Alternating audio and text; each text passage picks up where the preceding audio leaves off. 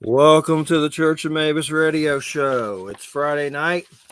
We're back from vacation. And you're listening to United Public Radio 107.7 FM New Orleans. We got Wham here representing with us tonight. Howdy, Wham. And Eric Grimsrud is here. At first, did I say it right?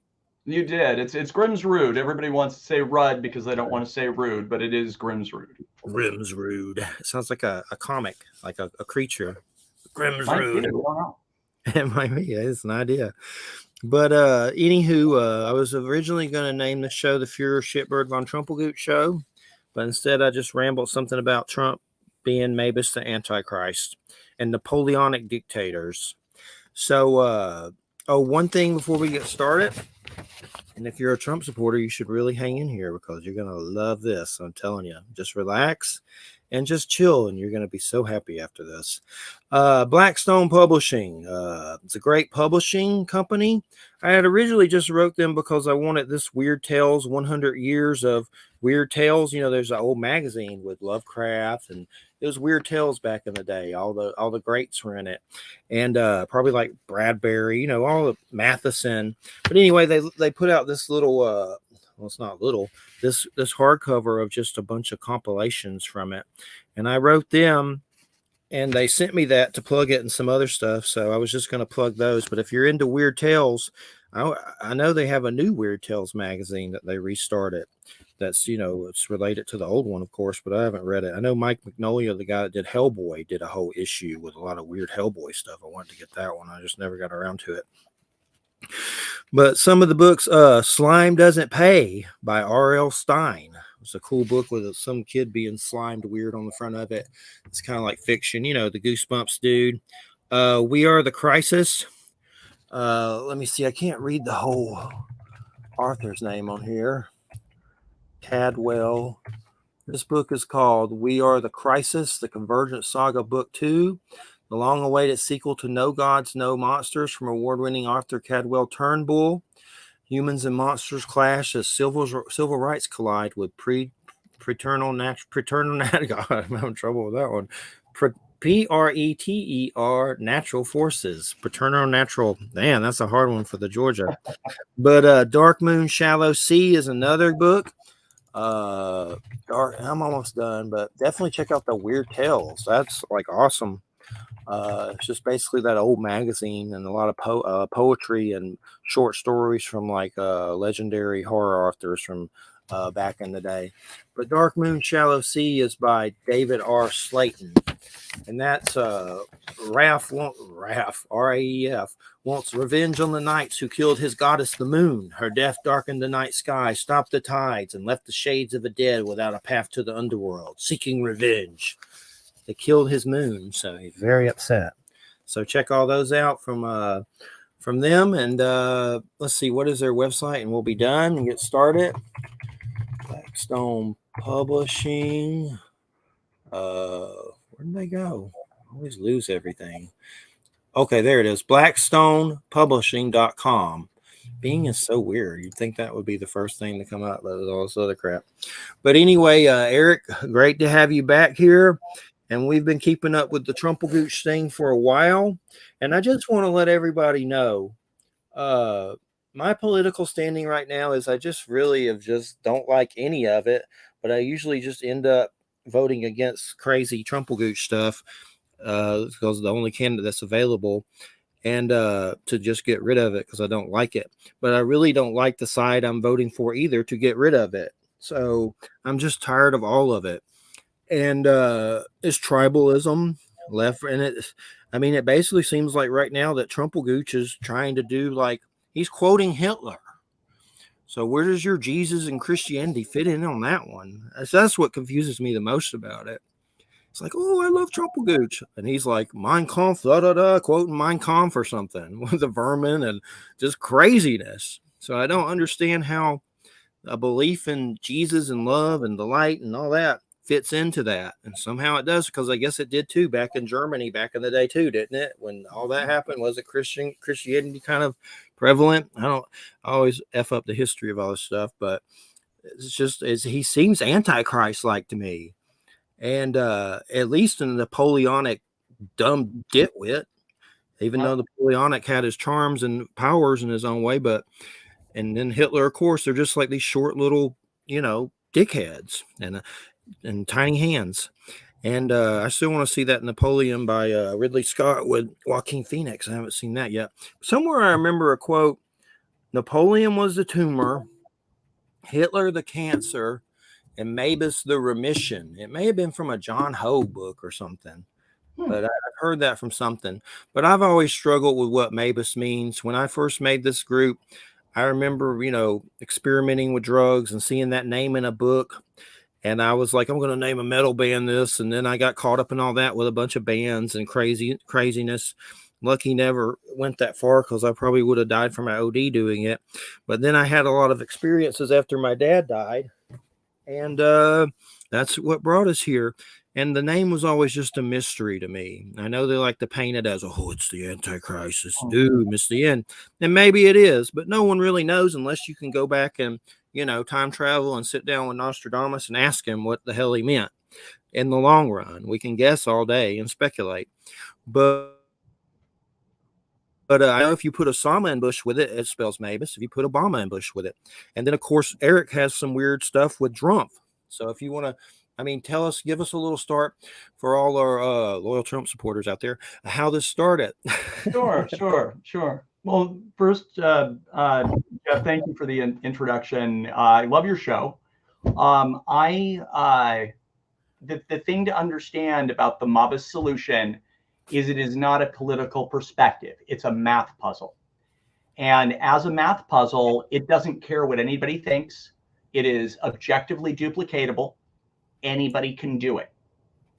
So what I'm about to share, you mentioned the only person who would know how this worked would be Nostradamus, if we could go back and talk to Nostradamus. Well, that is effectively what the Mabus solution is. What I did, so I have had an interest in Nostradamus's Mabus since I was about 12 years old. By the time that I was 14, I had kind of decided I wanted to know what that meant. And even then, I had thought that the key to accurately decrypting that was within the first two names, within Napoleon and within Hitler, the word puzzles that Nostradamus created for those two historical figures. It took me, and I did a lot of different studying. I researched all sorts of things, religions, and whatever it was that would give me an insight, not to see what this sounded like or who this sounded like, but to come up with an accurate translation of that final name, Mabus. So what I came to the conclusion of was in 2016, I sat back and I thought about, okay, if you're somebody who's trying to send a warning through time to people, and all you have is poetry, right? You don't have computers, you don't have anything, you have to do it, and you're trying to hide it. That has to be unlockable. It would be no point to providing a warning to future generations that was undiscernible. It had to be crackable. Otherwise, why would he do it? Why would he do it? Sorry. So what I did, I realized that the translation was built into the order of operations, a mathematic, algebraic order of operations of puzzle 1 for Napoleon and puzzle 2 for Hitler. And by applying the formula, the order of operations that you go through to translate each of those, my hypothesis was it would crack number 3. Now, in order to do that, I want to frame it. There are 4 different types of encryption. Just think of computer encryption, right? Now we're talking way back, but there's 4 types of encryption, and each of them has only a certain number of combinations. So you can statistically identify how many combinations you'd have to do in order to get to the name of an actual historical figure.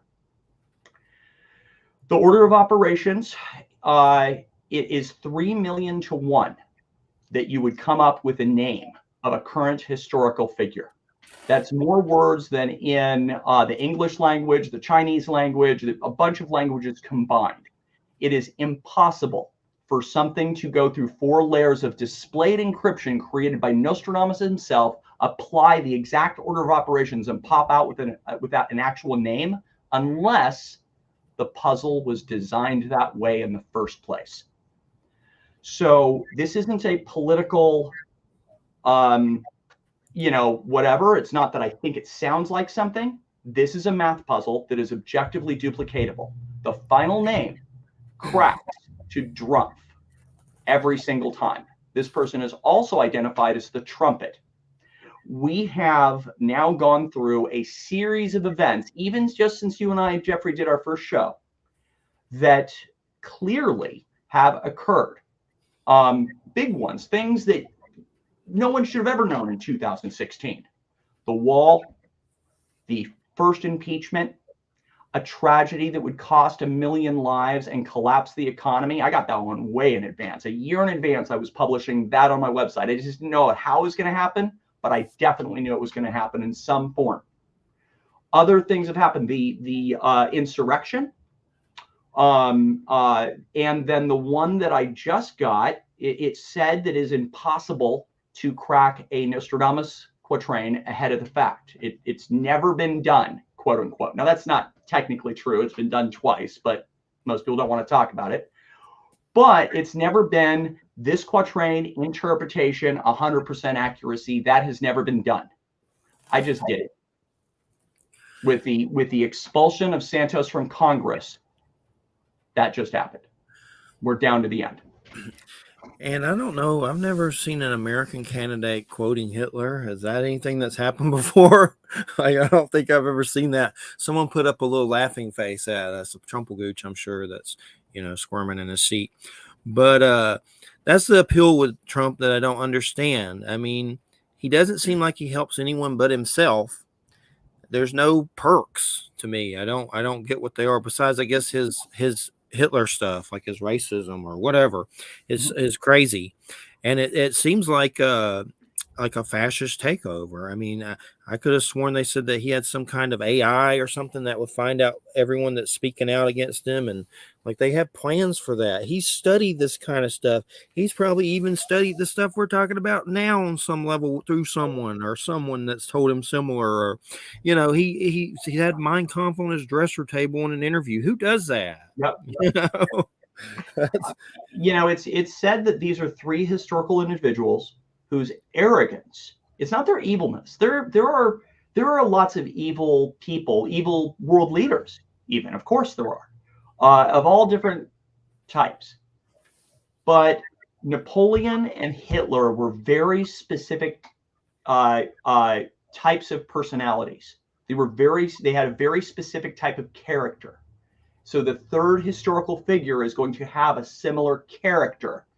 And now here we have Donald Trump quoting things like vermin and Mein Kampf. He's literally quoting all the same things of Nazi Germany. And, again, having a very Napoleonic sort of a direction to his politics. Yeah. And it's every Nostradamus thing. I know there was when Jay was here, who he kisses Trump butt, and I give him hell for it all the time, and sometimes want to throw things at him. But anyway, we put up a video of Mussolini and Trump together, and there's a video of them side by side, and I swear even he agreed that there's similar facial expressions. Like, is Trump mimicking this on purpose? Or is it like the Antichrist Sauron, Lord of the Rings, dildo spirit, or whatever? It's like the same weird spirit. But if you see them side by side, it's creepy. Like, it's just weird. Like, it's stuff like this. Like when he did that Chosen one, like just weird, retarded. Sorry, I shouldn't use that word, but just stupid stuff. Like weird, like just the weirdest crap. And he's doing the same thing as this other dude, this other dictator. Interestingly, Trump was born not too long after Hitler. And they say suicides come back first. So you never know. It's definitely. I mean, it may be like the Sauron Lord. We just You watched that know, we don't know. We don't know. that Hobbit cartoon. We just watched that about do the Lord of the Rings animated Ralph Bakshi. But there's something to that Sauron thing. That is kind of like, the Antichrist spirit. There's more than well, we one. don't. Putin fits this crap too. I mean, on a lot of levels. Well, I've tried to with this project.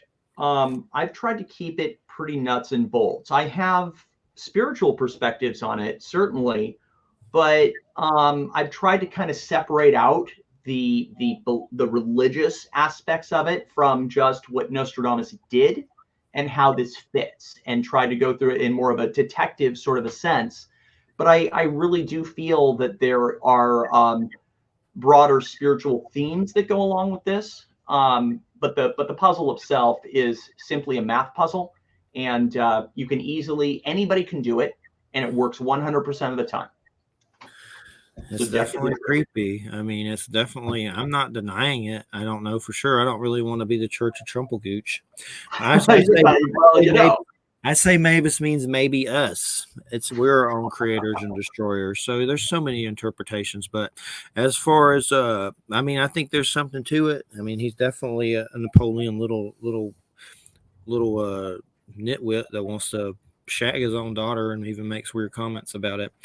And I mean, there's a lot of pictures of him with Epstein. One of the biggest things that bothered me about him that a lot of his supporters sweep under the rug with some kind of barf is there's court papers of him and Epstein assaulting a young Jane Doe. And I've read through those court papers, and he's notorious for threatening people and making them not go. So who's to say that's not real, which it wouldn't surprise me. And he just scared the crap out of the lady. I mean, it was a teenager when it happened, and I'm sure there was a settlement of some kind. There's clearly something that happened on the back end with that, but they had to have settled it without any kind of admission of guilt, because as I understand it, the girl in question was a teenager, and that's how that all happened. So. Well, it's like, oh, I love Trumplegooch, but if he raped some kids, that's okay because he's been forgiven by Jesus. So everything's okay now. Oh my. It's just the Epstein thing is, it's scary because there are plenty of pictures of him and Epstein together, and I've talked with people who try to minimize that. And it's like, you can't jump up and down about Bill Clinton's, escapades, which he certainly had some, and then just miss all the pictures of Epstein next to Trump. You can't. It is a logical break. You can't be like, oh, Clinton's horrible, but then Epstein and Trump were just casual friends. That is a load of hooey. At some point, you got to be like, okay, he's not a great guy. Well, I saw a lot of right-wing stuff lately implicating Clinton and all that. That doesn't surprise me. So I'm not saying that's not true. It doesn't surprise me at all with him, really. But I'm not gonna. I want to be appropriate, but if you had to sleep next to Hillary, never mind. That's probably very inappropriate. And so what's up with that devil comment? There's a devil comment coming, right? Is that the comment that we think? Oh, the comment. Yes. This is important. And Jeffrey, you were the person who clued me into that particular comment. I did not know anything about it. So when I researched that, I find it amazing that it's called the devil comet. And it's going to be coming in right about the time that these now it's going to the Supreme Court. That happened literally today. It's really scary watching this stuff happen when you write about it years beforehand, by the way. It's a little scary. But at any rate, the comet is coming in at the end of April, beginning of May, which is right about the time that a lot of these trials will be wrapping up, a lot of these hearings. And if you look at the final quatrain, not the one where he dies, but the one right before that, where he falls, it happens right after judgment. And per my paper, almost certainly the Supreme Court. So we are very likely to find out, I think, this year. So I'm kind of scared, because what happens after that is said to be a real scary thing. Yeah, that's definitely creepy for sure. One thing I want to mention that's a little off topic, that's a little weird, and we'll get back onto this. So I just want to do it while I'm remembering it. There was this crazy thing all over the news recently about all these police at a mall down in Miami. And some things say that it was some kids fighting there or some crap. But if you look at the pictures, it's a lot of police. I swear. It's like 20 or 30 or 50 cars or something. And there was some kind of blackout. But somehow that turned to some kind of beings were walking around, the small alien beings, and some kind of firefight. Now all these, you know, I'm not gonna say crazies, but now that's what everyone's saying, and it's kind of blown up into that weird like Alien Peru kind of thing. But it's basically they're claiming that aliens came into the mall and something happened and there's a blackout. And if you look it up, Miami Mall aliens, there's crap about it everywhere. But other now things, I definitely want to know. yeah. But one of the videos is 10-foot creature spotted at Miami Mall. Nephilim and Project Bluebeam suddenly go viral. And Why would Tom Rays be invading a mall? I don't know. Like the tall grays are like, hey, let's go to the Gap. We're naked all the time. We need to get some clothes. I saw Jeff Rent. Well, they need to go to Lens Crafters, you know. Yes, they do. Those eyes, you know, the size of those eyes. They need prescription sunglasses or something. They can get the contacts that are the colored contacts, so their eyes aren't black. They have like. But here's the thing that I saw. I saw this on Jeff Rentz, and I don't know how reputable he is. I don't know much about him. I know he's got weird hair that looks like it's like an Augie Nost hair that's a life form in itself, an alien life form. And anyway, there was this weird article about a Chinese dragon ship laying eggs in white sands, and the eggs, they mean something was coming out of it. I don't think they necessarily mean eggs.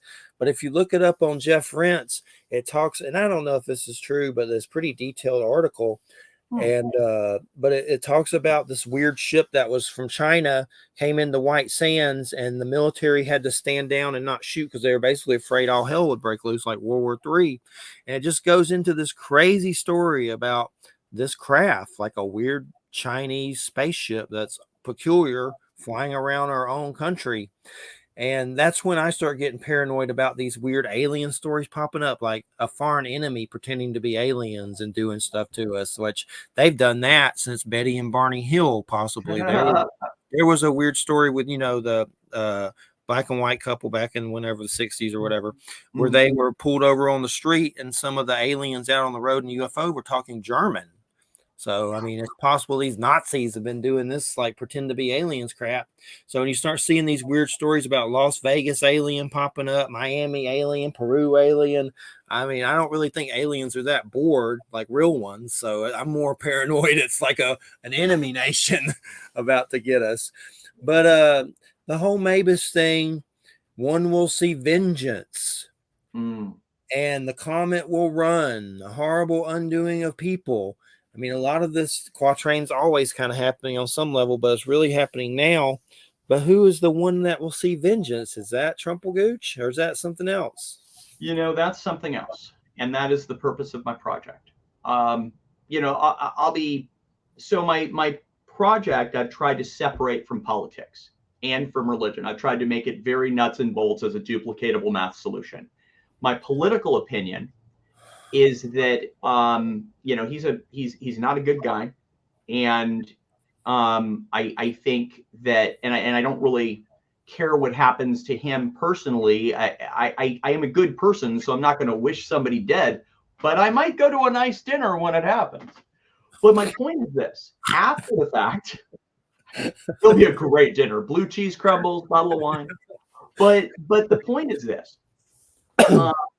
And this is the reason for the project. Donald Trump's death is the only warning to a horrible vengeance of unknown scale that causes thirst and hunger and is most often connected to the actual beginning of World War III. So if that's the only warning, then I'd like to have that warning, right? So I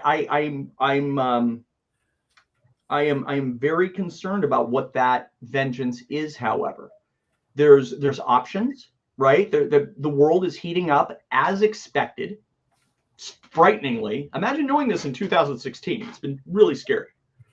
But the world's heating up. Following his death, a surprise vengeance could be anything from something akin to 9/11, a terrorist attack. It could be, it's possible biological, chemical, but it reads like nuclear. The smallest nuclear event that would cause thirst and hunger, as described by Nostradamus, in my opinion, would be a tactical nuclear suitcase smuggled into Kyiv that was deniable by Russia. In which case, it would stop grain exports and cause thirst and hunger throughout Europe and Africa. And that would be one thing that could easily cause that. There's others, though.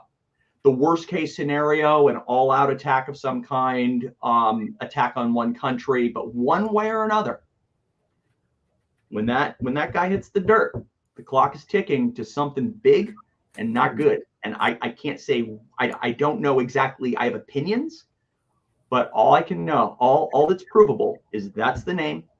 And when he goes down, something big's coming.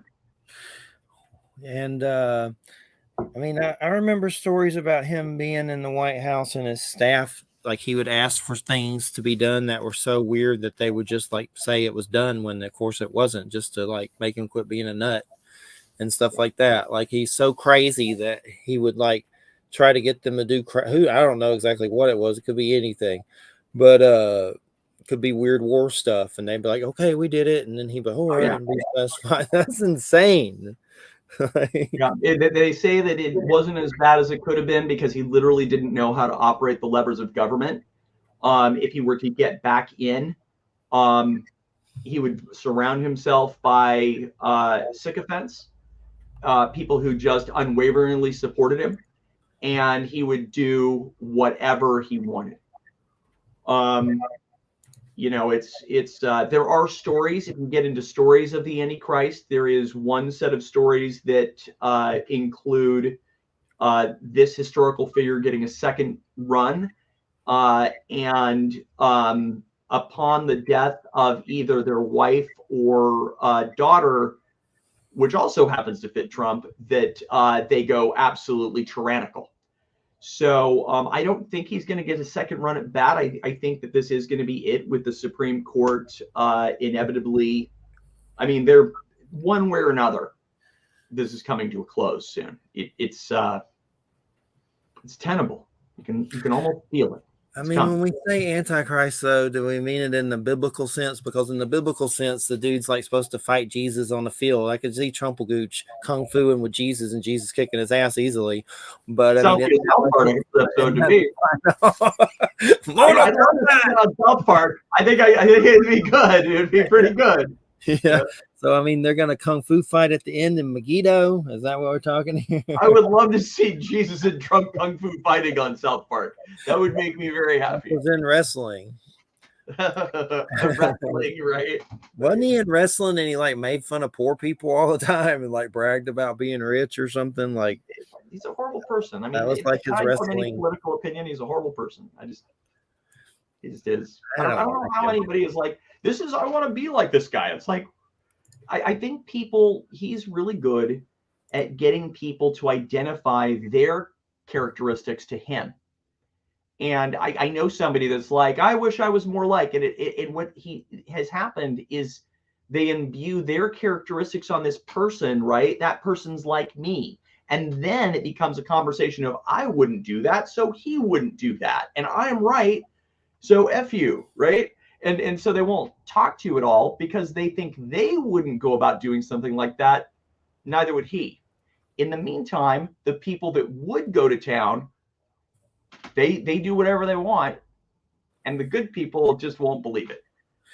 I mean, my biggest thing is I just feel like he wouldn't pee on me if I was on fire, and he would save his pee-pee for the hookers in Russia. No, he'd do it for his own gratification. He'd be like, oh, I get to pee on a guy. Yeah, now he owes me. You'll vote for me. It wouldn't be to help. It would just be for his own, like, oh, yay, this is fun. That's why. So gross. He's orange. It's It's hard to watch. It He's really got is. a spray on orange tan. I've seen pictures of, like, I don't know if it was really him or just how he might look without all that, and it's scary. Like something I don't even know what it's out of. Like Have you seen Dante's the pictures? Inferno. There's pictures of him that look like posing dating pictures that just look like I mean it's quite funny because he looks in the pictures like he's trying to pose in a very sort of a manly way, and I'm just like, I'm sorry, they're the most ridiculous, like I mean, in my full-time career, I am in the relationship industry, and I just can't imagine somebody pulling up these pictures and being like, "Yeah, that's the guy that to date." Like, anyway. Yeah, scary. He's in the diaper patrol for sure. Oh, definitely the diaper patrol. And I'm not someone that fawns over Biden. Like Biden, I don't try to say bad things about him because he stutters and stuff. I understand what it's like for people to pick on you and be a-holes to you when you're younger.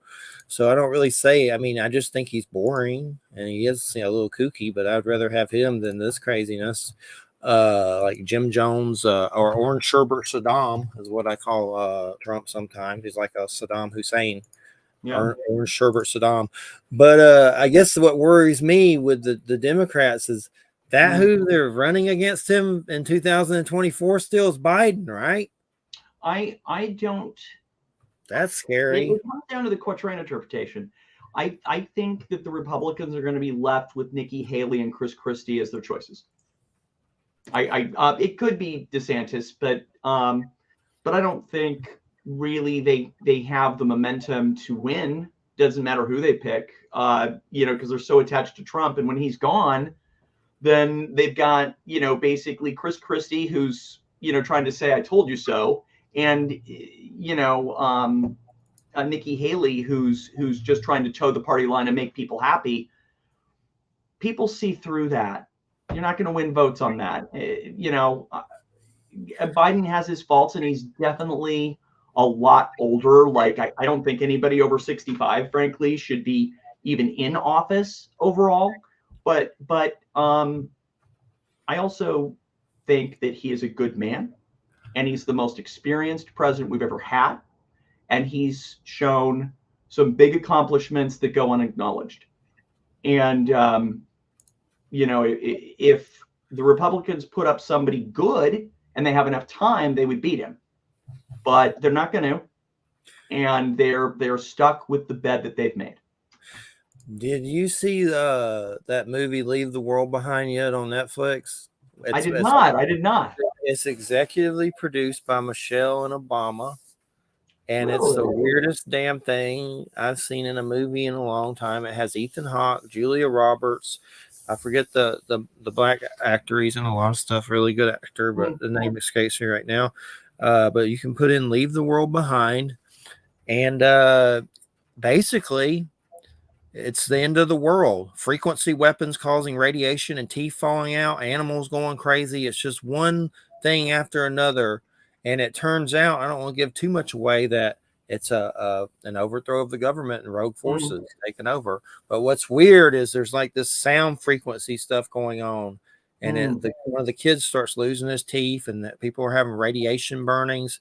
But it is really weird. And what's even creepier is they're caught up in it. So what are they doing? They're the producers of it. It's based on a book, but it was bone chilling, and it's weird to see Julia Roberts in something like that. That's interesting. I'm definitely going to be watching that probably tonight. Yeah. That sounds like my kind of show. Check it out. It's good, but it's kind of a bummer. But yeah, right. It's like Don't Look Up. Don't Look Up. I really identify with that movie. Don't Look Up. By the way, that's what this project to me feels like. I feel like Don't Look Up, where they're like, it's coming, and everybody's like, no, everything's fine. That's very much what this has felt like. Nuts. And who knows? What's really weird about your hypothesis is that way back in 2016, after he became president, and I've always had my doubts about the legitimacy of that election. is usually when somebody like him complains about something being unfair, it's because he's done it himself. Right. Or he's tried it himself. But anyway, and not long after that, after the results of the Electoral College, I had a dream. And I don't know very much about Nostradamus at all, okay? I mean, I've grown up with various people interpreting him in various ways. So, I'm like, whatever. Sure. But I had a dream, and in the dream, Trump was found dead. And the situation of his death was such that nobody could blame it on anything. It was kind of mysterious. And his body, his corpse, appeared to be kind of weird and desiccated, like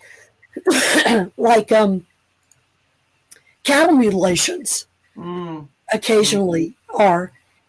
And in the dream, I was with a group of people who were tasked with trying to investigate what had actually happened. Right. And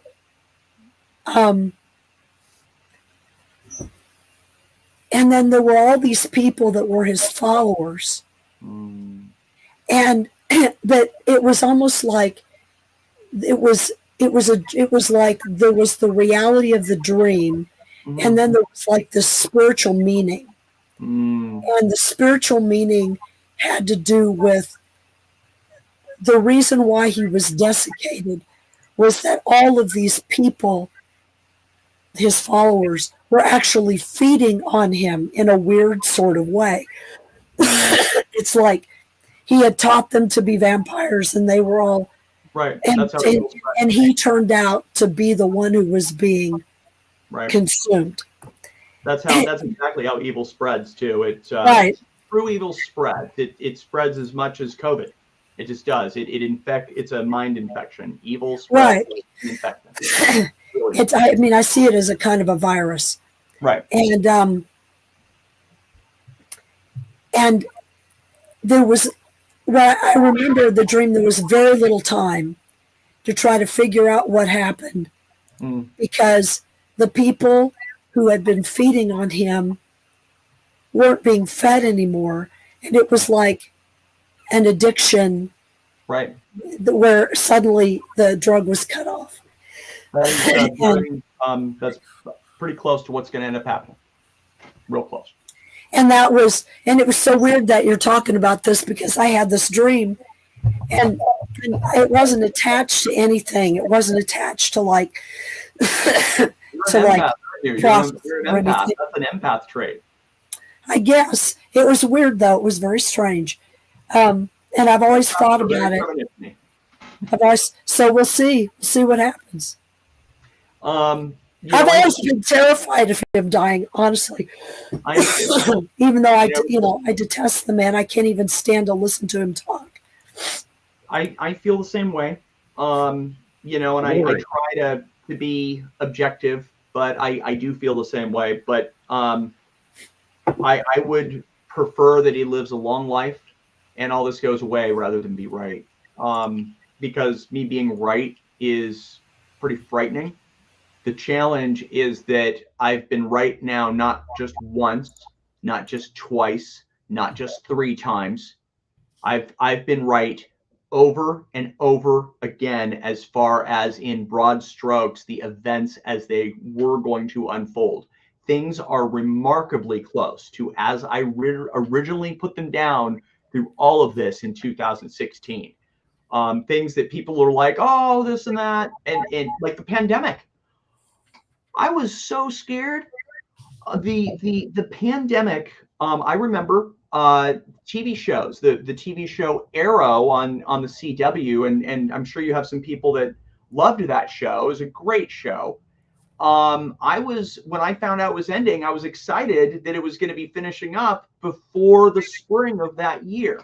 I was excited that Endgame, Avengers Endgame was coming out when it did, because I was afraid oh, I really want to see that. I was afraid that something was going to come and things were going to get really messed up really quick and a million people would end up dying. I had a friend of mine, a good friend of mine, who I said something like that to, that a million people were going to die as COVID first came out. And he said that he would laugh at me in a year later. So that was frightening. So yeah, you're premonitioning. Well, and about COVID, in 2019, in October, I had a dream about a virus coming to the. You're definitely an empath. It was of a different. And again, there were like two levels to it. There was the virus and its effect. Right. And I kind of had a sense of the virus as an entity, if that makes any sense, and kind of like what its experience of being let loose was. Sure. But then there was this also part of it, of the dream, that had to do with the idea that whatever this virus was, or whatever the entity or energy connected to the virus was that this, and this sounds so weird. It's like, why am I having a dream like this? Right, right, out of the blue. In the dream, whatever this entity was that was connected to the virus had been banished from the earth centuries ago, but had been brought back or had found a way to return. I have no idea what that means, but it has something to do with the way in which it manifested itself differently in different nations, and even in different populations within nations, because there's something about COVID that is weird. And lots of people talk about it. It hasn't followed the predictions of most viruses. And it's certainly a man-made virus. I mean, it's not. I don't think it's not genetically manipulated. They can test that, but they can breed things together, not genetically engineering it. Right? They can cross. You can hybridize. I mean, viruses do that on their own. Right. and all they have to do is be in proximity. I do believe it was an accidental China leak, or an accidental leak out of a lab outside of Wuhan, but that seemed to be most logical to me, But yeah, I mean, I guess to me, I don't really care about that. To me, what's interesting is how it's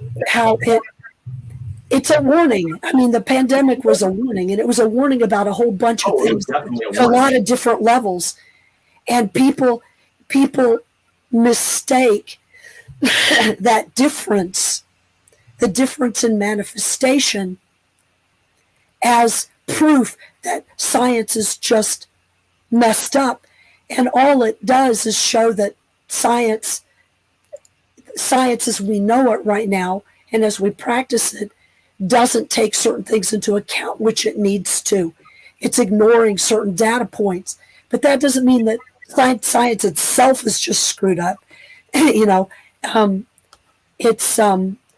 So to me, the virus was really significant, and I still see it as significant. And there's going to be a future manifestation of it at some point, but it won't be recognized as such. And one thing I wanted to say is, being where I work at, I have to see a lot of right-wing personalities on these video channels. Sure. And I saw at least 10 of them drop dead during this, and most of them would talk crap about about it or whatever. It was almost like they were being targeted by it. Like there was a Kirsten W., a friend of Roseanne, and I think she's from Thailand or something, but she had like a right-wing thing, and she's kooky right-wing and would talk crap about it. She got wiped out from it. I could go on and on. Russ Dysdar, He's the one that did that book about the serial killer, satanic soldiers, the Black Awakenings, and all the, a lot of this right wing stuff. Sure. Another guy, Rob Skiba or something like that, some flat earth dude. Another one, a big one that I've had on the show before, and this was before Trump even happened. Robert Steele, former CIA, he was on my show. He got wiped out. I just saw it. It was like just a Gatling gun towards them. It's funny because evil does spread, and it gets you to do things that are against your own best interest, right? That's how that works. You do things that you wouldn't ordinarily do, right? Nobody would have had a hard if somebody said 30 years ago it created this over the measles vaccine, people would just blow that person off. But now, because we have this new thing, right? All of a sudden they start questioning science, and science doesn't have all the answers. We're at the beginning of the technological age. There's a lot we don't know, right? We're still learning these things, but that doesn't mean it doesn't work, and it doesn't mean science doesn't work. It is intentional ignorance for people to do that. Intentional ignorance, and I hate to say they deserve it because they don't, but they did by vilifying the vaccination and just acting like nothing was wrong. That's why those people are dead. And I mean, what happens if he does win? That was just like the most terrifying thing. They're already trying to ban him from being on the ballot in different places, but I don't think so. That stuff can be overthrown, can it? I think I don't know. I can't know. I'm an empath too. I can be real premonition-y, but I'm not Nostradamus, but I get a sense of things pretty quick. And it feels like we're getting very close to the end. Every other thing in this long line of events, as detailed in the paper that I just sent you again, every single one of them in one form or another has occurred. Every single one, in order. And that's literally impossible. It's just impossible. There's no way to get this much right. It's not possible. My biggest thing with politics, it's hard to feel invigorated or inspired by any of these people in politics. Bernie was the last thing. And I can understand some people with the Obama thing, especially like African Americans and stuff like that. But Bernie, I had a dog in that fight because I know what it's like to have cancer and people, insurance companies and companies to be a-holes to you, and you could die. So that, there were people working on Bernie's campaign who were dying, and they were doing it because they wanted everyone to have insurance. And some of them died during it because they didn't have insurance. And I've read stories about stuff like that. But my dad, when we worked at Conair, Kawneer, an aluminum factory, I had cancer. And one of his supervisors told him, he was a supervisor, told him, you should just let him die. It's costing too much. Like, even made that kind of weird comment to him, like a sick comment. And my dad had heart attacks and on a particular week, and not to get into it too much, but when he died, there was a lot of guns and knives in his car, and they think he may have been headed over there, but he had a heart attack before he got there. So he was basically going to go, freedom, William Wallace on him. And he always talked about that kind of stuff. He was definitely scary. And I just know what it's like for, the insurance thing. That's the only person, that I've felt any inspiration about is Bernie because of that. Because I think people deserve insurance, not to, stress your ass out of gear just because you think you're going to die because you can't afford it because of it, especially when other countries have it. I've seen the Michael Moore thing and how other countries seem to treat their people a lot better than over here. I finally come to Oregon. We've got a great system for that. Me and Christina finally got insurance recently, and it was surprisingly not that expensive. I was surprised. Oh, good. Yeah, we're real fortunate here in Oregon to have a very sort of a progressive thing, though it pisses some people off on the right. We're very fortunate in this state. Very fortunate. For sure. So, have you seen the Nostradamus movie, the old one that has Rutger Hauer in it? And I forget who played Nostradamus. That's an interesting. It's a good movie. I mean, I'd like to see it again. I have the soundtrack on CD somewhere.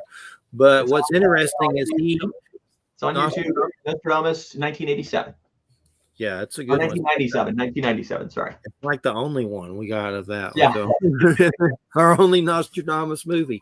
But what's interesting is, I mean, I've read this in books and stuff. The plague was going on, and somehow he put some herbs together, and like the power of thought would heal people. But the problem was when he was gone, his family got it and died before he could get there. Like his daughter, his wife and his whatever son or whatever. That's in the movie too, right? It's been a while since I've seen it, but that's true, right? That's a known thing, right? It didn't have anything to do with the power of thought. So this is an interesting story. Nostradamus is the first person who ever did animal testing. Registered. The first person that we know of that specifically got animals sick on purpose to test on them. So people that so if we go to the other side, to the left wing stuff, people who are into animal rights, they probably might not be too happy to hear that, but it's true. We can't be friends anymore, Nosti. I know, right? So what Nostradamus did was he took various animals and he got them sick. And he would have different herbs and natural things in front of them. And he paid attention to what they ate.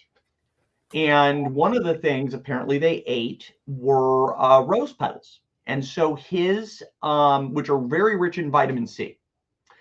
And so the other thing that Nostradamus may have used, as far as what you're saying, a thought process, you're thinking of the talismans of the Magi. You're thinking of the talismans of the Magi. It was a practice designed about 20 years prior by a man named Hodenheim, who also wrote predictions and may have been Nostradamus' direct historical prototype. At any rate, he developed these, and they were a series of Jewish healing techniques based upon the Kabbalah. And given the proximity and the type of, and again, this is all within the realm of forbidden Jewish teachings in the same general vicinity, it is an almost certainty that Nostradamus would have at least known of the talismans of the Magi as it relates to healing. So, at any rate, he used the recipe that he basically derived from what wild animals ate in order to heal themselves of the plague. And he put that together in a condensed pill of sorts, or a condensed formula. And he gave that to his patients combined with cleanliness. And his patients were some of the only ones to survive. In fact, the Second Inquisition that he survived, who survives an Inquisition, right? You're done if you go to the Inquisitions. That's it, right? So his Second Inquisition, they brought him in after the death of the King of France, who died exactly as he had predicted. The Queen of France, Queen Catherine, I believe, had identified years before that Nostradamus had been writing about her husband dying. And many years, and she called upon Nostradamus to come into Paris, I believe, into the royal court, which was one of the most educated courts of Europe at that time. And Nostradamus confirmed that he was writing about her husband, and he became one of the Queen's most trusted advisors. That's how that happened. And years later, sure enough, the king died, as Nostradamus wrote, a cruel death in a jousting match, where the pieces of the broken, lance went through his neck and into his eye, I believe, into his brain, and he took days to die. The Inquisition hauled him in and were going to kill him, but because they were like, how could you have possibly known? It had to be witchcraft, right? And the Queen stood up for him, and that's how he survived that. So anyway. But definitely at one point, one of his inquisitors had the Black Plague, and Nostradamus said, if you want to survive that, let me live and I'll make sure you live. I'll cure you. And he lived, and Nostradamus survived. That might be the first Inquisition. I'm not sure.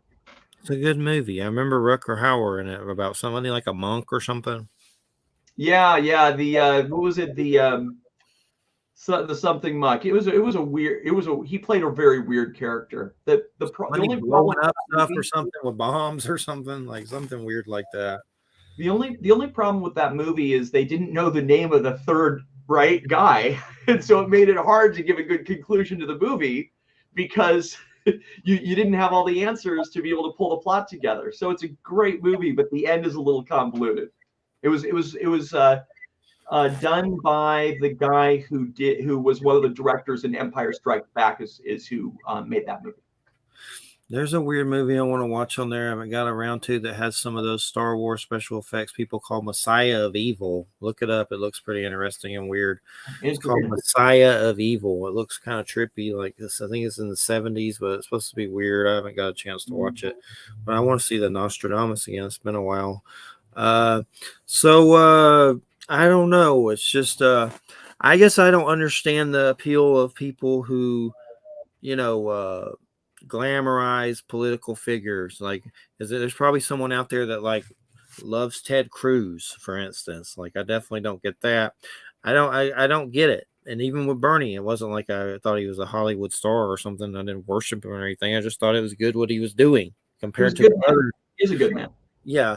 Compared to the others, he just seemed like he was, on the right path with helping people. And, but the thing is, I guess, it's with these American political icons, it's like being gung-ho for Ted Bundy or like or Jim Jones. It's just because when you connect them to our government as a whole and all the atrocities from like the Tuskegee Airmen and just so many weird things that our government's done that's so crazy that we probably don't even know about. It's just hard for me to be like, yay, Jeffrey Dahmer. That's what it feels like. I just don't feel like anything. What did he do his first rally in Waco, Texas? That's extraordinarily inappropriate. I just don't understand how anybody. I mean, if we go all the way back to what happened in Waco, Texas, it was a tragedy. But the tragedy was what was the guy's name who died in that fire? They had a big fire, and they did it to themselves. David Koresh.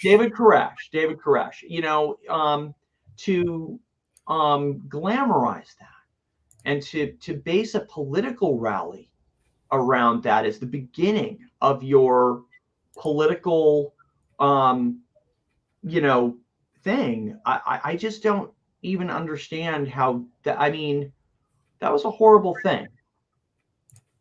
You don't base a political rally on that. So it's from an outward perspective, it's very obvious what we're talking about, what we're looking at in terms of the atmosphere. It's a cloak of denial. But the people engrossed in it, they can't see it. They're too close to the problem, and it's hard. It's hard to have those conversations. Yeah, and it really is. It's things about Waco, and there was some show that had God, I forget, it was on Paramount. It was actually pretty good, like a little series and stuff. I know John Leguizamo was in it as an FBI agent or something. But the thing with that, I didn't know if the sexual crazy allegations against him were true or not. Like, I don't know if there was actual evidence of that he was actually like doing weird sex stuff with kids and stuff, or if the government just kind of like threw that in there. I wasn't sure of the accuracy of that. But either way, the whole thing was creepy. But I've seen that was going on for a while. There was a build up to that.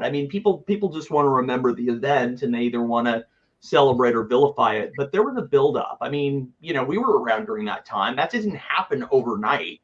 There were weeks of buildup before that happened. I think like a week or something. Like that was in the news for a while, and it was not a surprise when it went bad.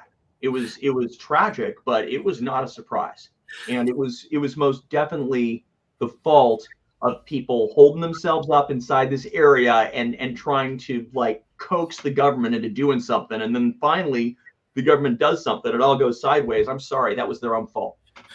It's horrible, but it was their fault. It was. Well, the ultimate Trump thing, I mean, he had his mutiny with the J6 thing with all those people and the Hugh Shaman. They all showed up. I mean, it was all kind of, even though it had sick intentions, it was kind of puss-tooty in the end, wasn't it? I mean, so what are they going to do? They're going to have to up their game a lot if they're going to start doing some fascist cleansing. You know, if that was your only. Like I said, I think that we're on the downside of this. But I think that the dream of what happens when this thought addiction of false conflation, what happens when that bubble bursts, and it could get dangerous. It really could. You've got people who are absolutely dead set, no matter what the reason is, they're going to come up with the counterpoint, even if it's nonsensical. They don't even care. They're going to come up with something that counters your point, no matter what. And that's an extraordinarily cult-like behavior. And then you got the militias. That is an absolute an absolution that you give to a king, but it is most certainly not American. And what about Russia and all this? I mean, they can't even beat Ukraine, so they seem kind of puss-tooty too. China worries me more than anything. Like they seem crazy as hell and have the backup. But I mean, Russia, what they got nukes? I mean, that's bad. Yeah, of course. But I mean, it's like you can't even kick Ukraine's ass, dude. So what are you gonna do? Well, this is the and you're right. I mean, what's happened between Russia and Ukraine? Stepping away from it and just looking at it militarily. Ukraine has made Russia look rather foolish, in that not just in what they did, trying to invade, but also has made Russia look weak. They have made Ukraine is fighting for their lives and for their home territory, and the only way Russia can possibly achieve their goal is use the higher end weapons that they have, because otherwise the results we're already seeing. Ukraine will end up holding them off unless Russia ups the game. That's it. And Russia's not going to give up.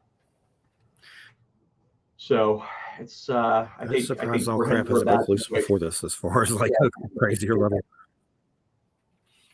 And every day it just seems like it's crazier. I haven't even been keeping up with the Israel stuff anymore, hardly. But another bad situation. Yeah, that's a tragic situation. Tragic, all the way around tragic. That's well, and I think that's going to lead to stuff we don't know yet. Yeah, you're right about that. Because when October 7th happened, that night I had another dream. You're such an empath. You're so empath. Another dream, but in that dream, it wasn't like.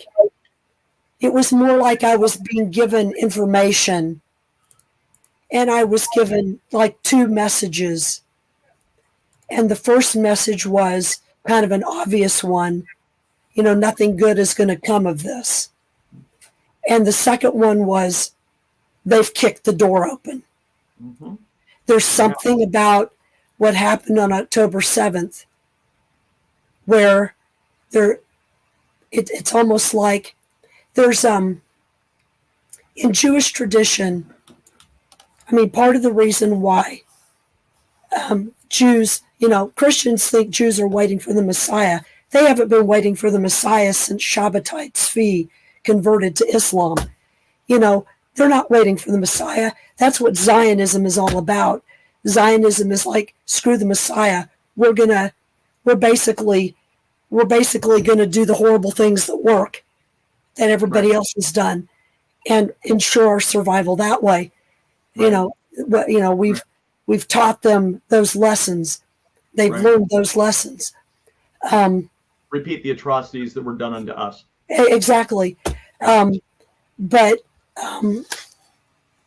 there is in the Jewish tradition it's kind of a hidden tradition, and it's the idea of you have to be careful about not attempting to hurry the Messiah. In other words, you get impatient for that change. You get impatient for something to happen, and that's what leads to fanaticism. You think that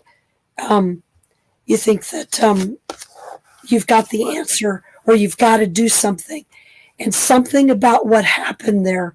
And it's perfectly fine to blame Hamas for the acts that occurred, because you can't take their agency from them. Right. I mean, that's what they did. They did what they did. They did what they did. But they were also given the opportunity to do it. And we know that because of what Netanyahu has been doing for the past year. Right. And people in Israel, I have friends, many friends who are Israelis, and the American public isn't really being told about the turmoil that's going on with Israelis. Israel presents itself as representing all Israelis, and they do not represent all Israelis at all.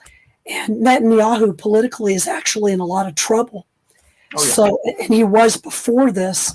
So I think Netanyahu shouldn't be there. He bears an enormous level of responsibility. Whatever side of the conversation you want to have, at the end of the day, because Netanyahu chose to try to placate Hamas by money and trying to this and that, and for years. He bears the fruits of that. He bears the fruits of what he did. And so it's like, but basically what happened there was somebody got tired of waiting. Yep. And they saw their opportunity and they took it.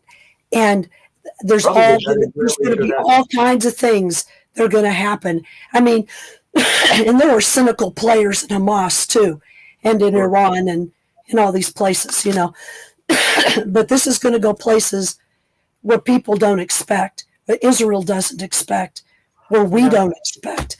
And so all those poor kids in the West Bank, those kids are not going to, the children and the people who survive, they're not going to have peace on their minds.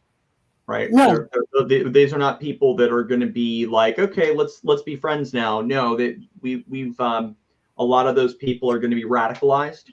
A lot of those people, don't have as high a level of education. You're talking about a different cultural situation and a lot of cultural animosity, and this is going to feed, sadly, as it's come up, because Israel has gone to town, and I understand why, right? They're absolutely dead set now to go after Hamas, but they have probably created a lot of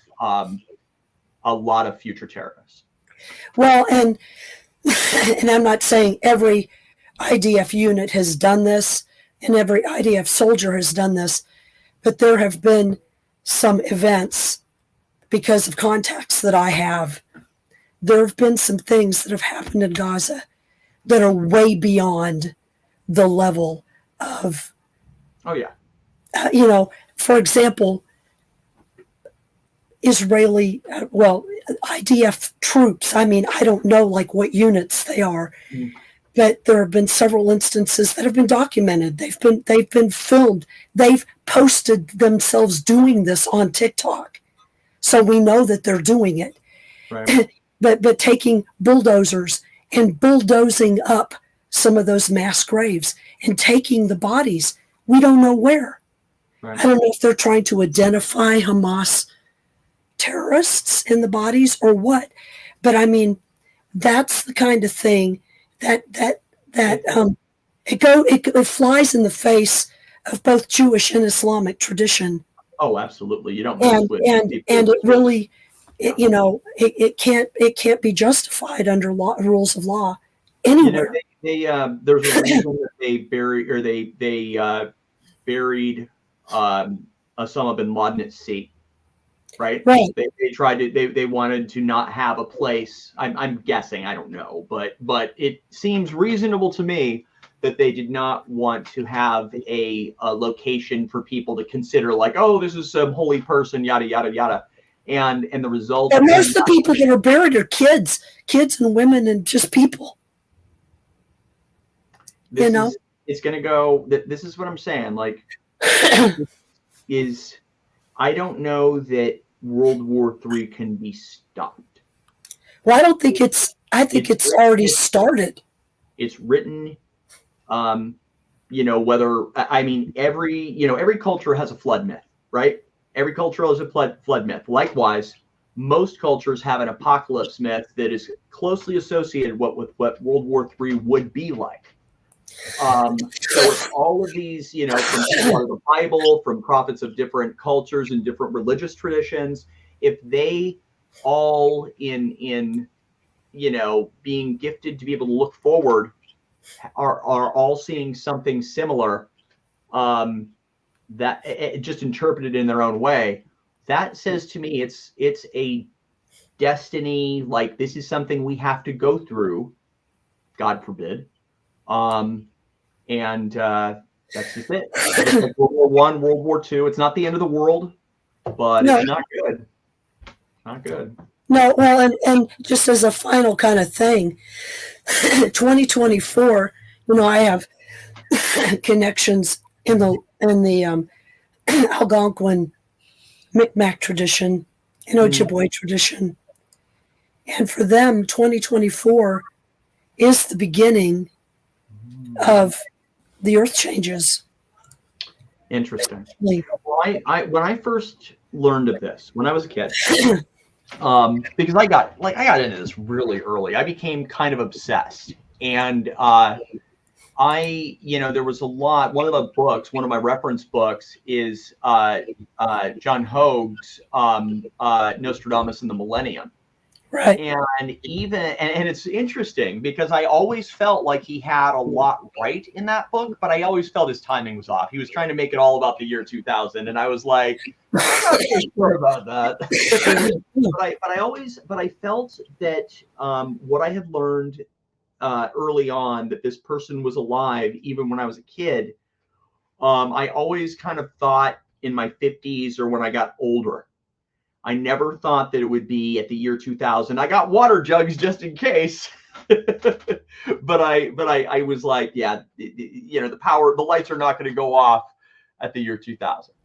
And but I did feel like it was going to happen later. And I watched Trump. I connected Trump to this really early on just because of the name. He was the impetus for me looking up all of the quatrains that Nostradamus had that contained the word trumpet. Donald Trump was the impetus for that, and all of my personal writing and poetry was based on the trumpet quatrains from the time I was a kid, where I was trying to mimic the style of Nostradamus in writing so that I could have a better understanding of it.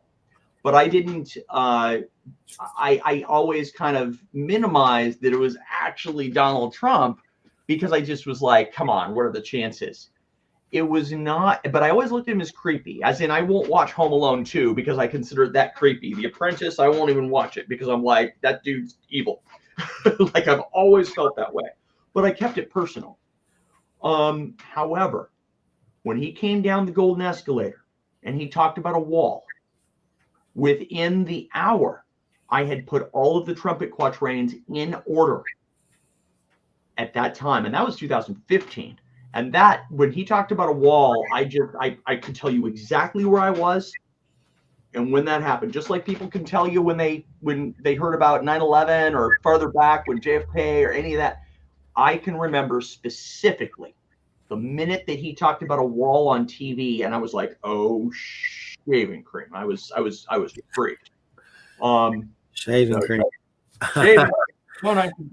I know when you just can't use the F word. You can use the S word. Okay, good. And I know Wham said World War III is happening now. I definitely agree with that. It's on so many levels we just can't even. I mean, I think that World War III, the reason it's unstoppable is that it has several pulses. It's not like one thing.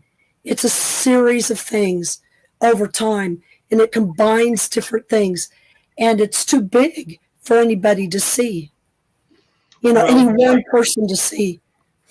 Well, I did, the only thing that I could think of to do, because I mean, this is ultimately about a warning.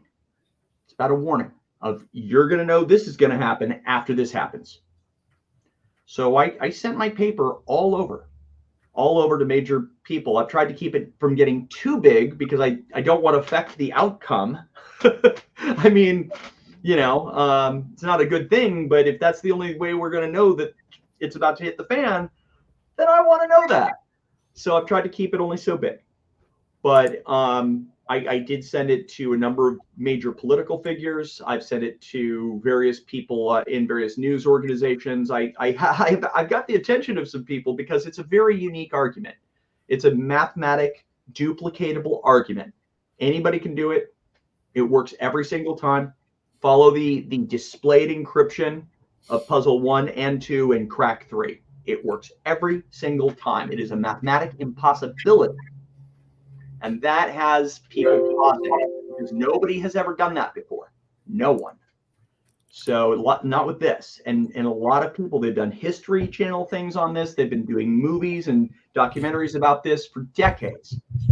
And no one has ever cracked that name. And the reason why is because they didn't read in the poetry to drop the symbol to the end, meaning it's a 6-character puzzle, not a 5-letter puzzle. And because it's a 6-character puzzle and everybody was using 5 letters, it has never been cracked. And how am I the Woody Harrelson type character in this book? That's what you are. I have my dry erase marker board here, and I have some basis of it. But yes, you need to put a wham in there too with her prophetic dream. That's it. But yeah, I'll take Woody Harrelson. You know, in the movie, what is it? 2012. Yeah. 2012. They have the Woody Harrelson character of the disc jockey that's out in the thing, and Yellowstone and blows up. Yeah, he's at Yellowstone, right? And they show Yellowstone going off. Yep, that's like out there in the RV doing a radio show or something. That is the character prototype that I'm using for that. But yes. The Church of Crumplegooch.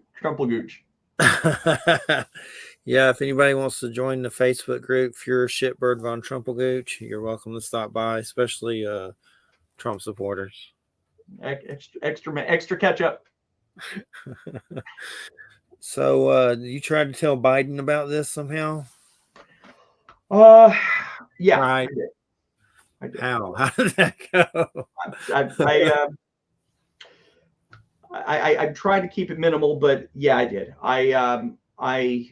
There's only one person in the world. Here's the thing.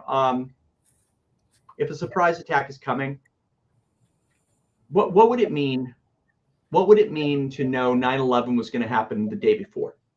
What would you do if you knew? And you're just a guy, right? You're walking through New York City, and it's September 11th or September 10th, right? 2001. And what would you do? Would you try to warn the people in the building? Would you try to stop it? How would you get people to take you seriously? What would you do? So what I did was I built my Facebook group. I kept it at only so long of a size, and I used it as a means to present to people so that they knew that I just wasn't, off my rock. Because I understand the subject matter is weird and X-Filey. And the only way to be able to prove this was to document it. And so that's what I've been doing. In that Leave the World Behind, that one of the characters has a friend that was talking about moving a lot of money before the big thing happened. And he was talking about they went to their bunkers. It gets into it more. But I know it wasn't... oftentimes before a lot of these things, there will be weird financial crap happening, like people kind of know about it beforehand on some weird level or something like that. That's weird. It just seems weird. Well, it was a given that the economy was going to go haywire when all this happened with COVID. And I thought the real estate emergent would tank, but it didn't. But definitely it would be nice to have stock in a toilet paper company. Sure. Right? You couldn't get toilet paper. You couldn't get Q-tips. Like, you couldn't get basic stuff. It would have been a good idea to have stock in Johnson & Johnson. I got one for you. There's this Benjamin Fulford guy that's one of these, personalities. And he's a weird little dude, but he's always putting out these videos talking about the Khazarian mafia and this and that. And basically he's saying there's two Trumps. Like, there's a clone of Trump that's like for the vaccines and stuff. And then there's another one. Like, he gets into it like there's doubles. And I don't know. It's weird, but he has a slight Benjamin Fulford. He's too arrogant to have a body double. He'd constantly just try to compare, say, my hands are bigger than his hands. My body double. Like, look, it's Smurf and Smurf too. If my body double was my daughter. What's that? Oh, you're froze up. I was just saying, if my body double was my daughter, Trump saying that. If his body double was his daughter, he'd date it. I saw this great picture. It had a picture of Jabba the Hutt, and it said 215 pounds, 6 foot. And I want to know who Joe Krasaki is. He laughed at this broadcast. He must be a Trumplegooch. You might be. And I'm not. I appreciate people who have political perspective. Like a cult. And they might believe in certain policies, and it's not mine to judge what policies people want to have or what have you. But and this isn't about being anti-Republican. I like Chris Christie. I think that he would be good. I think that there are Republicans that I can identify with politically. This is very, very specific.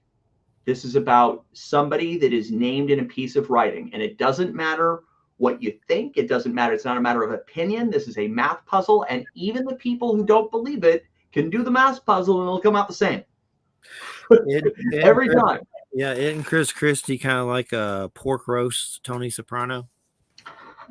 He's not perfect. That Bridgegate thing was something. So I don't doubt. But every politician has their issues and this and that. But at the end of the day, I think that he is the only one who's willing to be straight up and about with people. He's the only one. Like everyone wants to placate. Oh, Trump's okay, and we'll support it. And he's the only one that's like, it's illegal, and it disqualified him.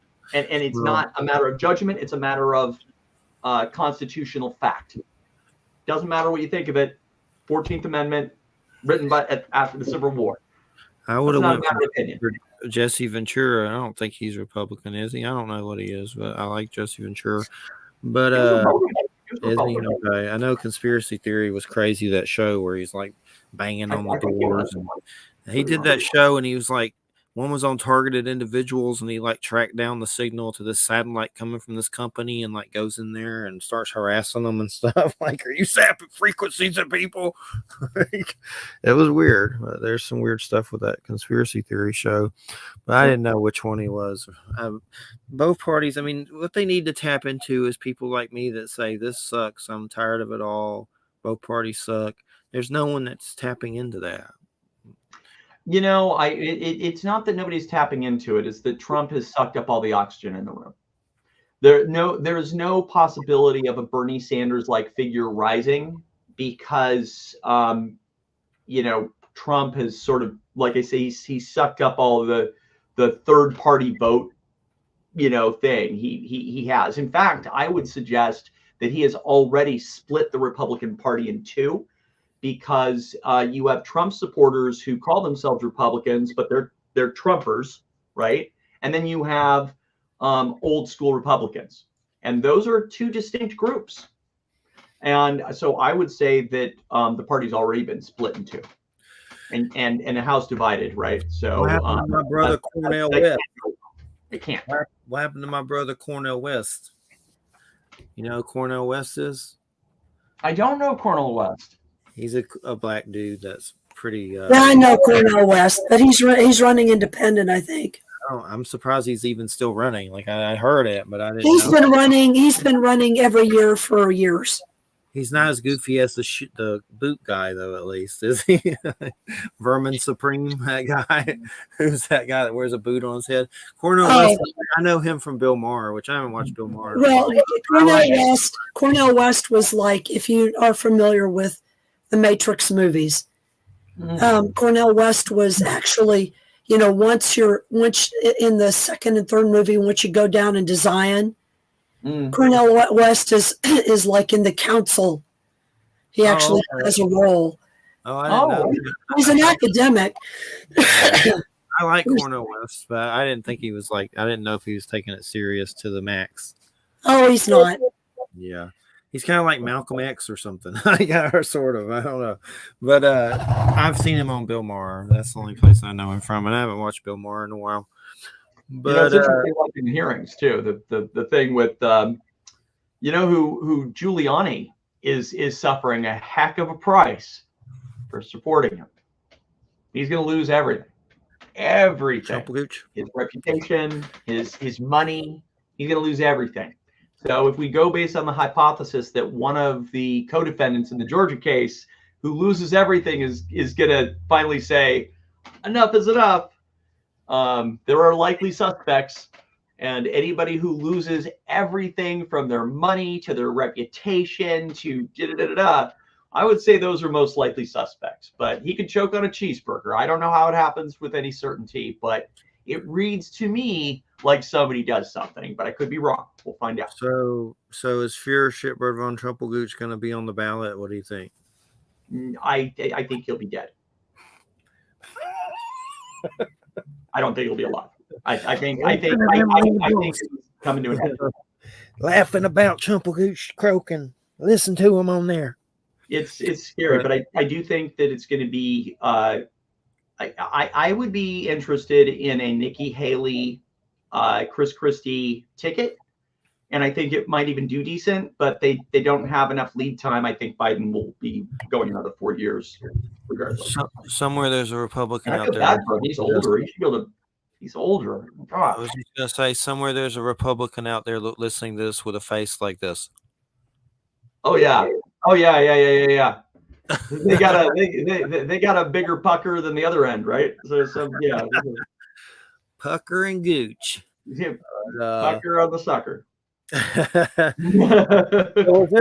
Did you hear about the thing where supposedly he had some AI that'll track you down if you're talking about him, and then I guess when he wins, you get put in the Gucci goo, the gulag? I think I just can't see a situation with him winning. I just can't. It's possible, and there is a set of writing that kind of goes to that, but I think if we're looking at it through the lens of the Nostradamus quatrains, he dies after judgment. It's pretty clear. I have it right here. I mean, it's very clear he dies after judgment. Judgment happens, and then he falls in some way, and then the following quatrain, Mabus shall then soon die. So he doesn't die of whatever injury he initially has. A period of time happens, he dies, and then suddenly one will see vengeance after that. So it's a very, there's going to be people that are going to be crying their eyes out when he dies, and they're going to act like it was Elvis or, John Lennon or something. And there's going to be other people that are celebrating and going out to dinner. I might go out to dinner. But aside from dinner, people will be caught up in what's happened in some form. And during that little window of time when that's, he's down, that's the perfect time to surprise attack somebody when everybody is distracted. That's the perfect time. All this war stuff, is Florida safe if it starts because he all kisses their butt? Have you heard of Russia's tsunami bomb? I sure have. Yeah, I've been avoiding. I avoid the East Coast in general. I've never been to New York on purpose. It scares because of this. I've never gone to New York. Kind of want to, but I'm like, I was like, yeah. But the East Coast, you know, the wind blows east, right? So anything that happens in the middle of the country or anything that happens, you know, the wind, you know, it's East Coast scares me. I wouldn't want to be on the East Coast in a nuclear situation. I wouldn't. Well, I mean, with California and stuff, I mean, they're always talking about the big one going off there, but there was recently that crazy tidal waves or something in California where the waves hit. That was creepy. Yeah. Well, I live in New York, and it's like everybody here will just go north. You know, if Trump gets the third, I would suggest, you know, any major city that could be considered a nuclear target, just precautionarily, I'd get at least 100 miles away from for a day or two. Maybe. Yeah, well, I'm about that. We're about 2.5 hours from New York City. You know, Oregon, we're very fortunate here. There's no reason to do anything. And I want to be clear. I want to be careful about freaking people out too much. I don't know exactly. Is this some huge thing? I don't know. Is it something akin to 9/11 where it's just a single terrorist attack that's horrible? I don't know. I'm very clear what I know. I know that's the guy. But the rest of it is, I think. But the suddenly one will see vengeance, 100 powers or 100 hand, thirst, famine, when the comet will run is very specific. Is that comet coming through in April, ain't it? That weird one? Yeah, in May. The end of April, beginning of May. And it heads out. I researched it. It goes out at the beginning of June. It says when the comet will run. And it has devil horns. Why do they say it has devil horns on the comet? That's weird. The plumes coming off it just happen to be the shape of two horns. It has two plumes coming off it, and they're creeping back. So they're like, oh, it's devil horns. But it's a creepy name. Agreed. Yeah, that's what they always name. They always name like hurricanes Bertha and stuff. Like, is that a good idea? Name it Petunia. But so what's in the future? What's next? Well, we're near the end. Here, I'll do this real quick. I'll got your PDF. Yeah. Not the PDF. I have the. So what I did was I put, and they're on my Facebook page for this. I took all of the quatrains and I put them in order, with the appropriate events that they're talking about. And so, for example, the one about the insurrection. The false message about the rigged election. This is the exact quatrain. The false message about the rigged election to run through the city, stopping the broken pact.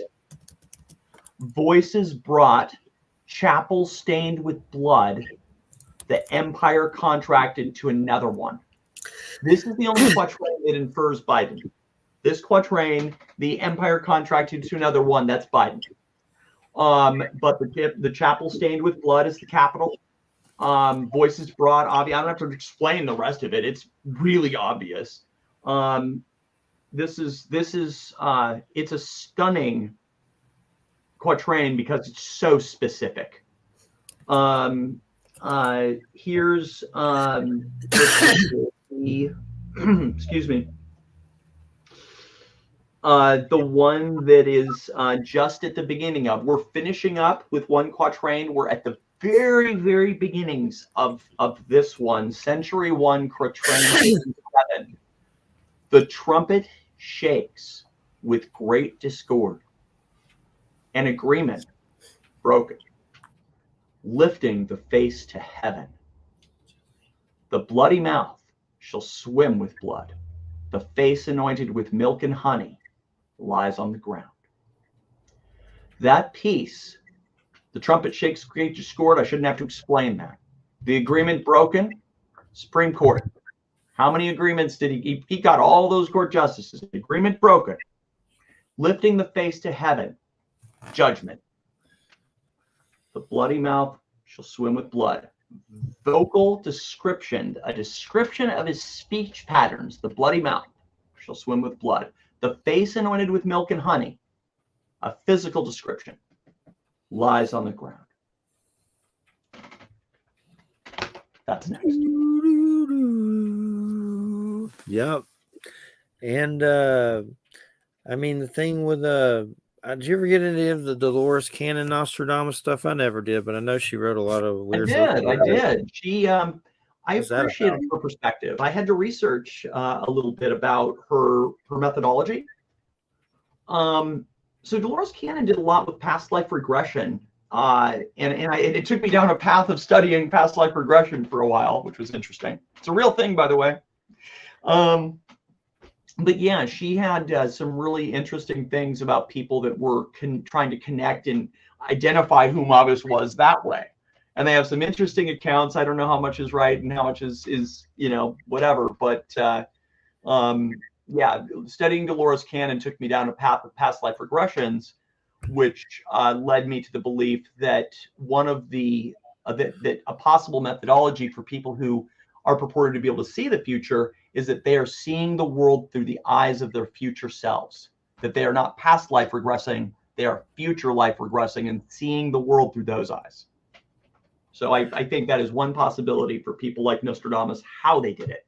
I remember tripping and looking at Nostradamus and Mabus stuff and felt like that, like I thought his spirit was talking to me, and it felt really weird for a minute, like a French kind of spirit.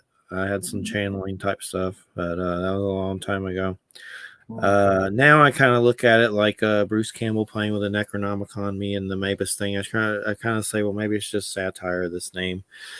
The name mostly I made it to piss people off, like put Church and Mabus together. I'm sure that will piss people off. So now I'm like, oh, what did I do? But who cares? It's too late now. So we'll just say it's satiric in some fashion. It's like Bruce Campbell with the Necronomicon. Peter Levenda said, I took the thought form for myself and something, and there's a thought form that drains me every show or something weird. Kind of feels like that sometimes after I do feel really tired. Well, it's going to be really interesting to see what happens.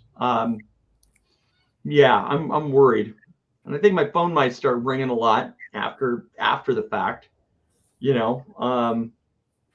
because I've got a lot of people now waiting on the main event.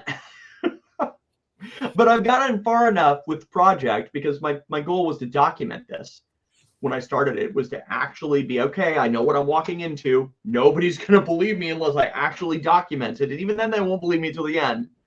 So that's what I've been doing. And it's been really scary. I mean, knowing like COVID and 1 million people were going to die and I just didn't know how, way in advance was really frightening. Watching things like the George Santos thing of him getting expelled from Congress and me having literally written about that, I think before George Santos was even elected, that there was going to be a congressional expulsion. It's literally in my paper verbatim. Has been validating, but it's also been really frightening because at the end of this is World War III. And regardless of what anybody thinks about it, that's coming. And it's not going to be, it's going to be frightening. We've survived 2 world wars. We'll survive a third, but it's still scary. Nobody wants to believe it, and I understand why. It hasn't hit its peak, but I mean, like we said earlier, it's kind of going on with all these cyber attacks and blackouts. It's already done. Yeah. It's like the lead up to World War II. World War II didn't, like they say, oh, it started this date. It was a build up to World War II, right? It didn't just happen. It's just like World War I. There was a whole set of things that happened over a course of years that led up to that becoming a world war. We're seeing exactly that right now. So in 2016, I remembered a family event. I kind of had a freak out, and I think I freaked out my family a little bit because I was like, oh my God. Now I've got some people sort of stunned at how, because nobody would have believed we're going to go into World War III in 2016, that we could be this close. Nobody would believe that then. I knew that. Yeah, is that Nostradamus going to be on streaming? I was trying to see if it was on Amazon, but some other weird thing came up. I do have my paper for sale on Amazon for 99 cents because I just wanted it published. I didn't care. But it is up there. You can get it. It's the Mabus solution. If you look that up on Amazon, it'll come up. But at the end of the day, I have been using Facebook to track this in real time. So all you have to do is scroll back on Facebook and you can see what I wrote, when I wrote it, what I've been right about. I've been wrong about some stuff, right? I originally thought one of these had to do with McCarthy getting elected. So I haven't been right on every single thing, but I've been right a lot, and a frightening amount a lot. This last one, getting 100% accuracy, was like incredibly validating while simultaneously terrifying. And not to get into him too much, but just for our audience, what does Ho Ho Ho think? Doesn't he think it's like an Arabian or something, or Saudi Arabia or something weird? Well, so that's interesting because so I think, and I don't know if John Hogue thinks he's the reincarnated Nostradamus. I took my initial, or a lot of my initial inspiration from John Hogue. I think he's a brilliant man. I think that he has always looked at this as literate. I do not think he is somebody who has ever done basic computer coding, because the way that this translates out, you would have to look at it like a cryptologist, not like a piece of literature. And so because of his perspective on it, I don't think he ever identified the dropping of the king symbol to the end of the final name. And that has made it impossible to be solved. So I would be a little pissed off if I spent my entire life and I just didn't realize, oh, wait, boom, now I can solve it. I would be kind of pissed.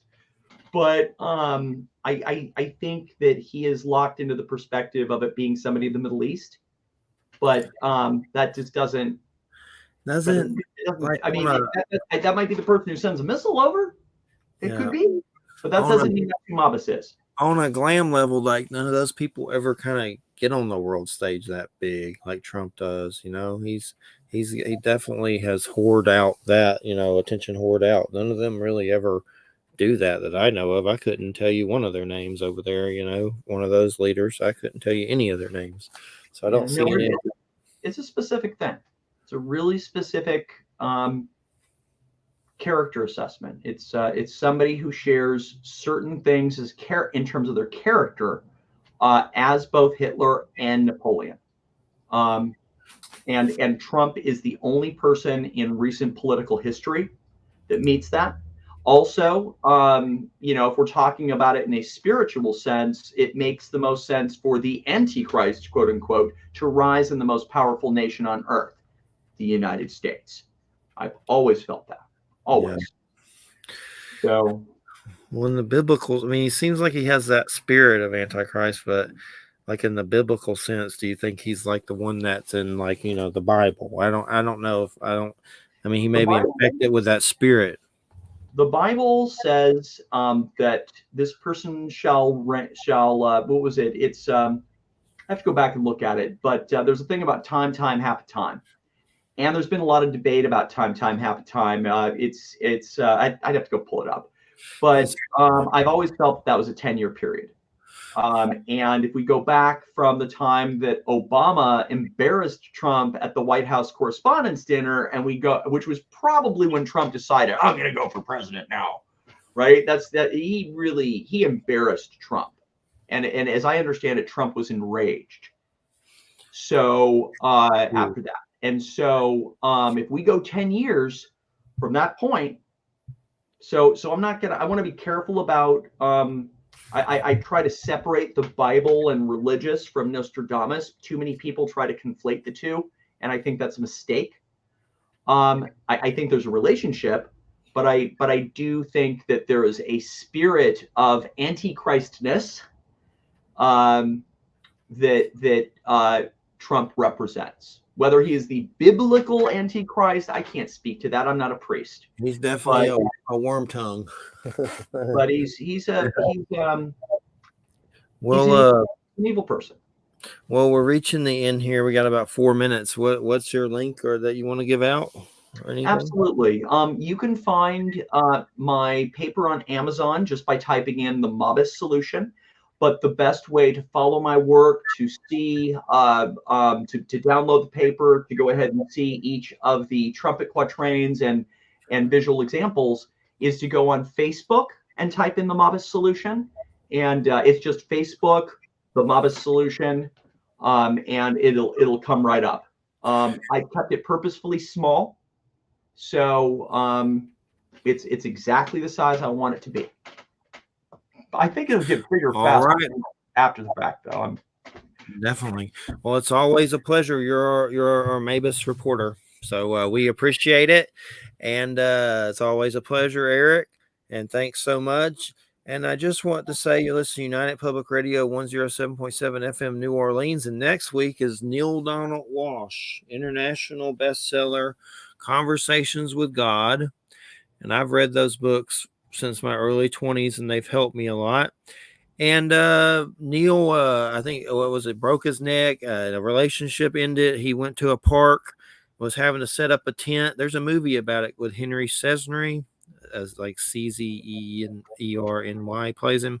But anyway, he basically said a prayer, don't let me die here, and was having to, get food from dumpsters.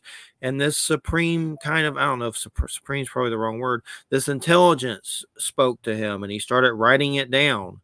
And it's very intelligent, and he's definitely upset a lot of religious people, but he's not disrespectful to any of it. Just the first thing God said to him is, you got me all wrong, and humanity has me all wrong. I don't inspire people to murder each other. I don't, I'm not, it's just a new take that I resonated with. And when I read those books, I get goosebumps. He's definitely talking to something. And I'm surprised he's even doing my show. He's been on once before, and that was, Jeffrey, you're 10 minutes late, when something messed up with Skype. But he's always been nice, but he's only going to do an hour. But the book's God Talk, and it's basically about all these people having God kind of synchronistic experiences. So I'm looking forward to that. And thanks, Wham, and I hope you feel better, and thanks for being here. I hope you heal. And it's been good, and we'll see you next week with Neil Donald Walsh. Can't wait. I'm looking forward to hearing. Yeah. All right. Thanks, everybody. Have a good weekend, and hope we didn't ruffle any diapers out there. Good night, everybody. Sure we did. Well, we did. I hope we ruffled a whole bunch of diapers. I hope there's a whole bunch of poop drops. People are throwing ketchup at the wall already. Poop Yep. steam. Yeah. There you go. Enjoy your Antichrist, bitches. Good night. Right. Good night. Right.